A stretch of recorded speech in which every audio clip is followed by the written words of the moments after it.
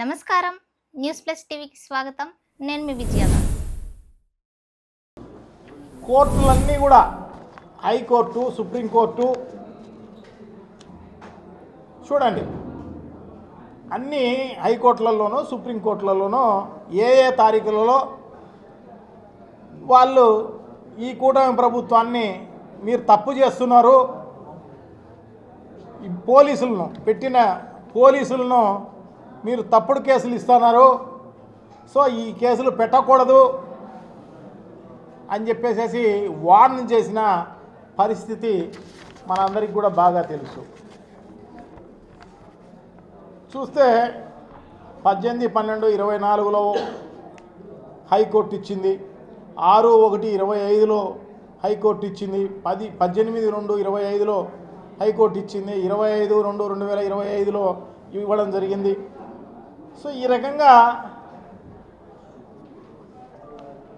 ఇచ్చిన పరిస్థితి అంటే కేసులు కొన్నే ఈ హైకోర్టు దృష్టికి, సుప్రీంకోర్టు దృష్టికి వెళ్ళి ఉంటాయి. నాట్ ఈవెన్ 1% కూడా వెళ్ళిండవు.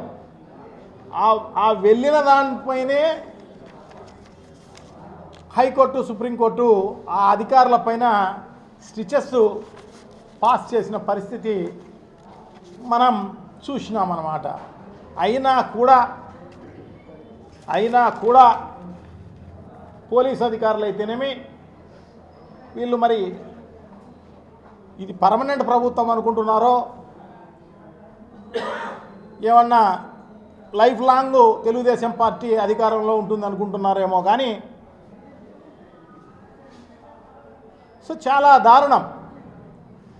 వాళ్ళు చెప్పింది దానికంటే ఇంకా అంత ఎక్కువే చేస్తున్న పరిస్థితి అన్నమాట. అంత దారుణంగా అరెస్ట్ చేసే కార్యక్రమం జరుగుతున్న పరిస్థితి. సో తప్పకుండా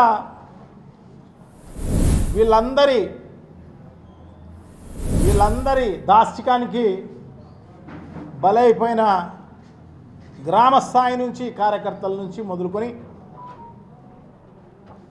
రాష్ట్ర స్థాయి వరకు కూడా ఉన్న నాయకులకు భరోసా కల్పించడంలో భాగంగా వైఎస్ఆర్ కాంగ్రెస్ పార్టీ ఒక డిజిటల్ బుక్ను, యాప్ను తయారు చేసింది వారి భరోసా కోసం.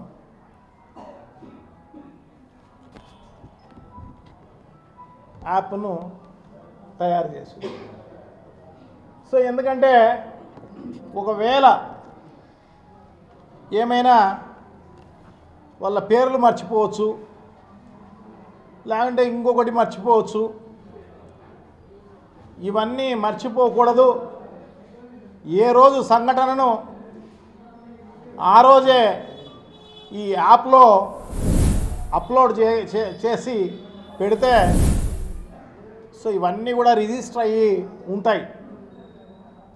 ఎవరికి అన్యాయం జరిగినా, గ్రామ స్థాయి నుంచి అన్యాయం జరిగినా, ఎందుకంటే గ్రామాల్లో ఎవరైతే యాక్టివ్గా ఉన్నారో, మండలంలో ఎవరైతే యాక్టివ్గా ఉన్నారో వాళ్ళందరిపైన కేసులు పెట్టే కార్యక్రమం, ఇబ్బంది చేసే కార్యక్రమం జరుగుతున్న పరిస్థితి.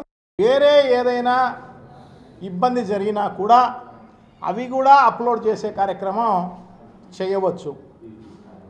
సో ఏదైనా ఇబ్బంది జరిగితే ఒక నాయకులు, అధికారులతోనే ఇబ్బంది జరిగేది కాదు. నిజంగానే వాళ్ళకు సంబంధించిన ఏదైనా ప్రాబ్లం ఉండి అది కూడా అప్లోడ్ చేసే కార్యక్రమం చేయవచ్చు.